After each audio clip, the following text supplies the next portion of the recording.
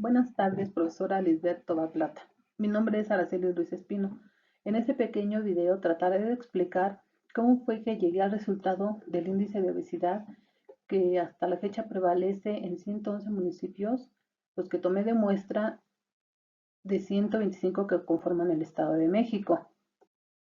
Bueno, pues para comenzar le comento que yo elegí el tema de la obesidad. Este tema lo elegí porque lamentablemente tengo familiares que padecen y otros que padecieron esta terrible enfermedad. Por ejemplo, uno de ellos es mi hermana, que durante muchos años tuvo obesidad mórbida y a causa de esto desarrolló el cáncer y pues hace un año falleció. Además, este tema me parece muy importante y sobre todo pues preocupante porque como hemos visto, la obesidad ya es un problema de salud pública a nivel global y el cual está afectando a la población en general, desde niños hasta adultos mayores. Y lamentablemente esta enfermedad está asociada con el desarrollo de muchas enfermedades crónicas, como la diabetes tipo 2, la hipertensión arterial, enfermedades cardiovasculares, enfermedades del hígado y como le comenté, pues algunos tipos de cáncer como el que desarrolló mi hermana. Además, esta enfermedad también está relacionada pues con la genética. Es otro de los motivos por los que elegí este tema, porque obviamente pues yo tiendo también a desarrollar la obesidad mórbida si no me cuido.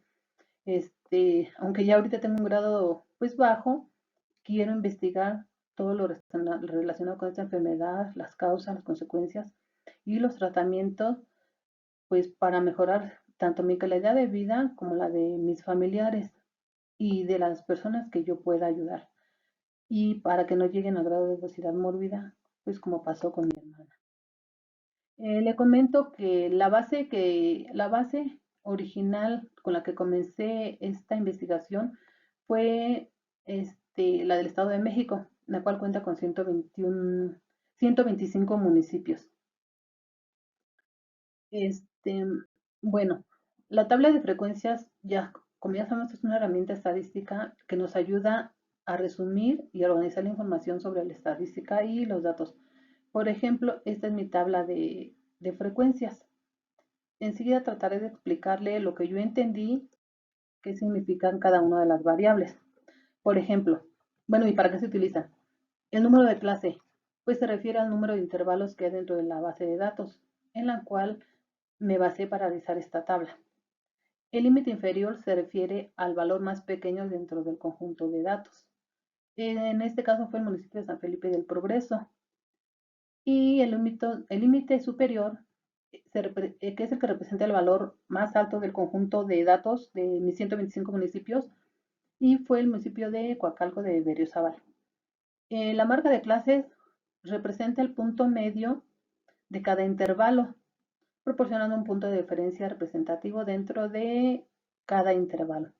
Por ejemplo, en esta tabla, el primer intervalo, la marca de clase es de 25.25. ¿Qué quiere decir? Que existe un 25.25% de diferencia de personas obesas entre el municipio de San Felipe del Progreso y Coacalco de Berriozábal. En mi frecuencia absoluta, la cual indica cuántas observaciones están presentes en cada intervalo o clase, bueno, en este caso, en mi tabla, en el intervalo 6 de frecuencias, el rango es de 35.6 a 37.9, con una frecuencia absoluta de 32, lo que quiere decir que en 125 municipios tienen un grado de obesidad entre el rango 35.6 y 37.9. Esto me indica que la frecuencia absoluta está proporcionando información sobre la distribución y la concentración de los datos de este rango en específico. La frecuencia relativa, que es la que nos indica la cantidad de porcentaje del total de las observaciones, corresponde a cada intervalo de mi muestra, en la cual 32 municipios, no, perdón, corresponde a cada intervalo de los valores de un conjunto de datos. Por ejemplo, en el cuarto intervalo, que es 31 a 33.1 y que tiene una frecuencia absoluta de 21 dentro del conjunto de datos. Por ejemplo, entonces, de los 125 municipios, en términos de porcentaje, el 16.8% de los municipios tienen un grado de obesidad entre 31 y 33.3.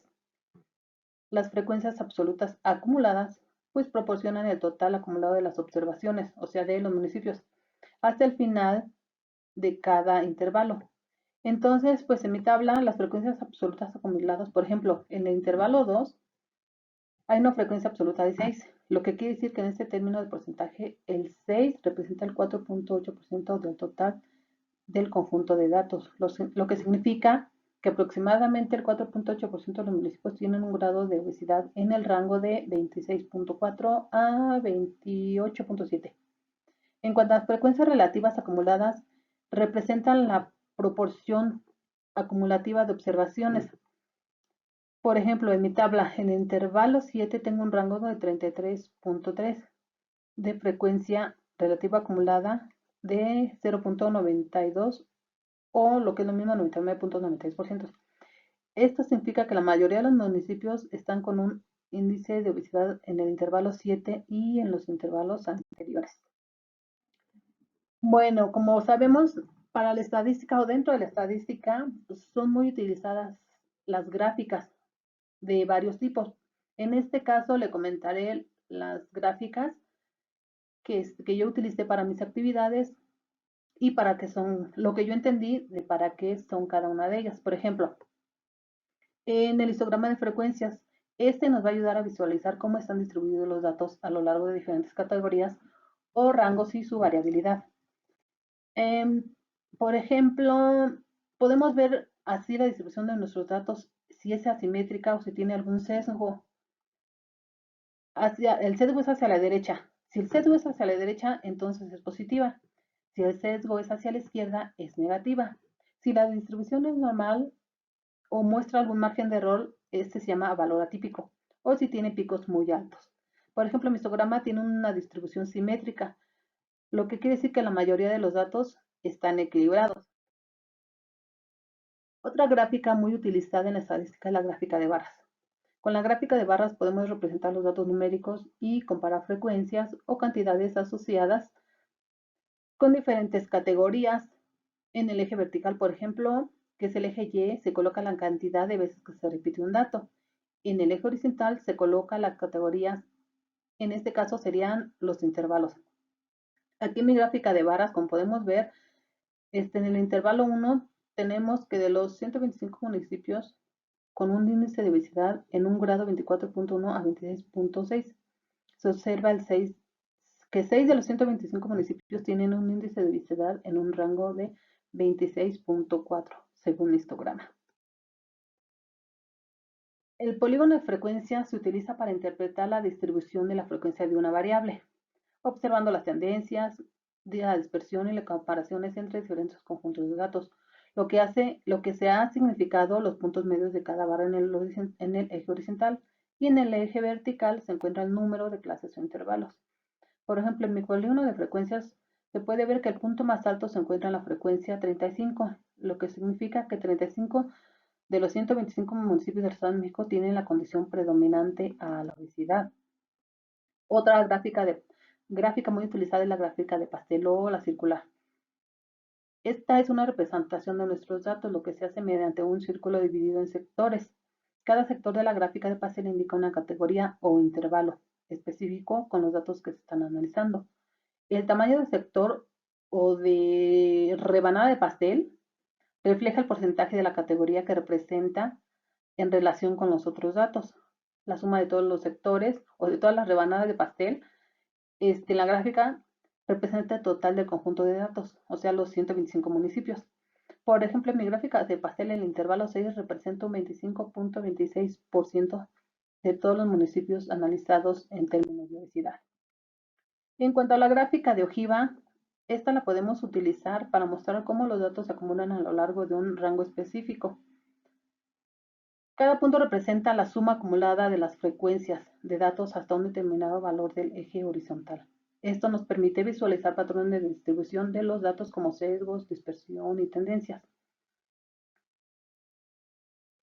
Mi conjunto de datos sobre la tasa de obesidad en 125 municipios del Estado de México, entonces En el intervalo 4 en mi gráfica me indica que en este intervalo un 39.2% del total tiene una tasa de obesidad en este intervalo o en intervalos anteriores.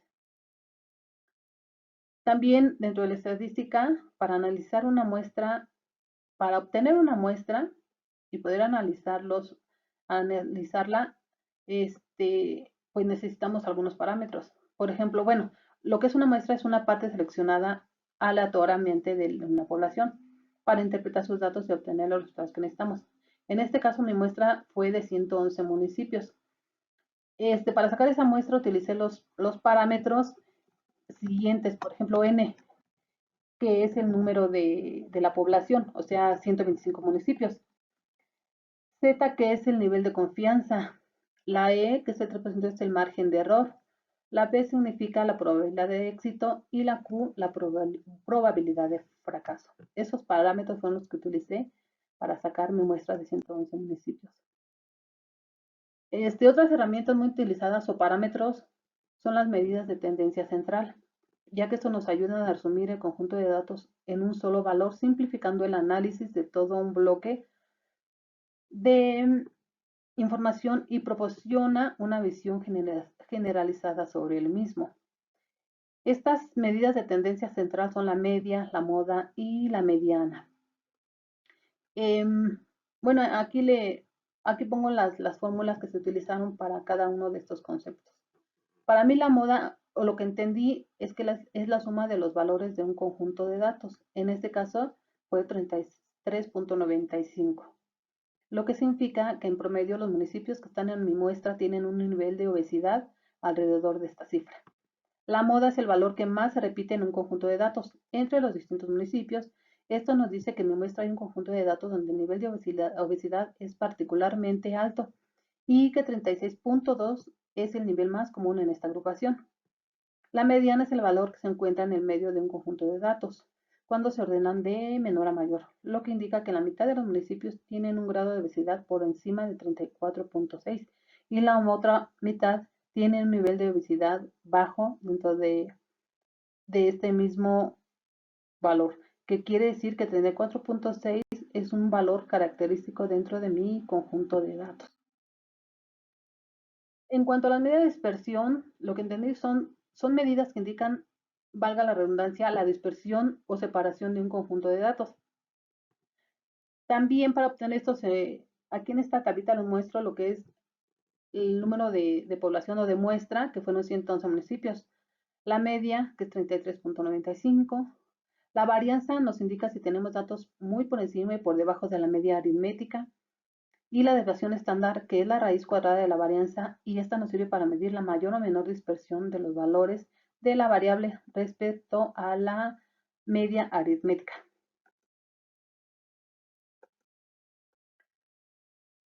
Para concluir, lo que yo puedo decir que entendí la importancia de la estadística en el campo de la salud, pues le puedo decir que la estadística es fundamental en la investigación médica para analizar datos, ensayos clínicos, estudios epidemiológicos y experimentos biomédicos.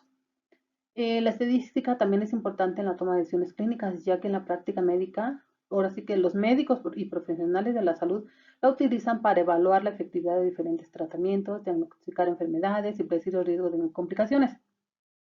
Para la gestión de la salud pública, los epidemiólogos y los responsables de la salud médica utilizan la estadística para rastrear brotes de enfermedades, identificar tendencias de salud de la población y evaluar la eficacia de intervenciones de salud pública como programas de vacunación o campañas de prevención. También la estadística se utiliza para estimar la demanda de servicios de salud, asignar recursos de manera eficiente y diseñar políticas de salud pública. Por último, en la evaluación de riesgos y seguridad del paciente, la estadística juega un papel fundamental.